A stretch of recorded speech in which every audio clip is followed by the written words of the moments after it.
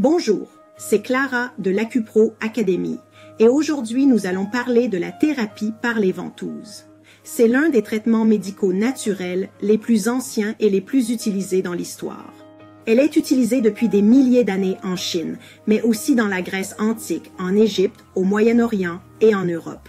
Dans l'Antiquité, on utilisait initialement du bambou, des coupes en argile ou même des cornes d'animaux.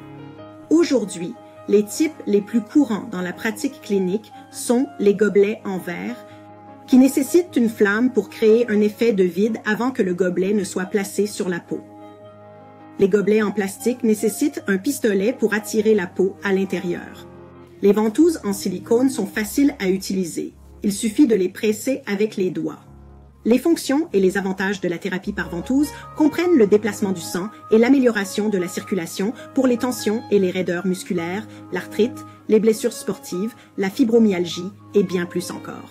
Les ventouses sont également utilisées pour les problèmes féminins, en particulier pour les douleurs menstruelles. Elle aide également à expulser les agents pathogènes externes pour soulager les rhumes et les grippes, mais peut aussi aider les patients souffrant d'asthme, de bronchite et d'allergie. C'est un excellent détoxifiant et il est souvent utilisé en cas de gueule de bois. Il est également utilisé pour le drainage lymphatique et pour les personnes souffrant de rétention d'eau, d'œdème et de toxicité, et pour libérer les fascias chez les personnes souffrant de douleurs et de raideurs. Les applications les plus courantes de la thérapie par ventouse sont les suivantes. Ventouse fixe. Une ou plusieurs coupelles sont placées sur une zone douloureuse ou un point d'acupuncture et sont maintenues pendant 5 à 15 minutes. La ventouse rapide.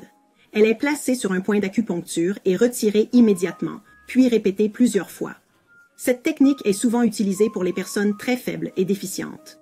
L'huilage d'une grande surface et le déplacement de la coupe d'avant en arrière pendant l'effet de succion sont souvent utilisés pour le relâchement des fascias et le drainage lymphatique. Avec la ventouse par aiguille, une ventouse est placée sur une aiguille qui a été insérée dans un point d'acupuncture, ce qui permet de renforcer l'action de ce point.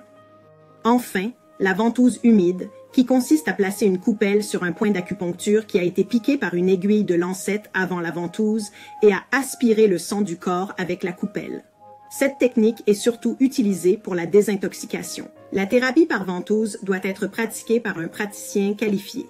Elle n'est pas recommandée sur les peaux sensibles ou abîmées, ni sur les personnes ayant une pilosité abondante, en particulier sur les gobelets mobiles et les gobelets de cuisson, ainsi que sur la région lombaire ou abdominale des femmes enceintes.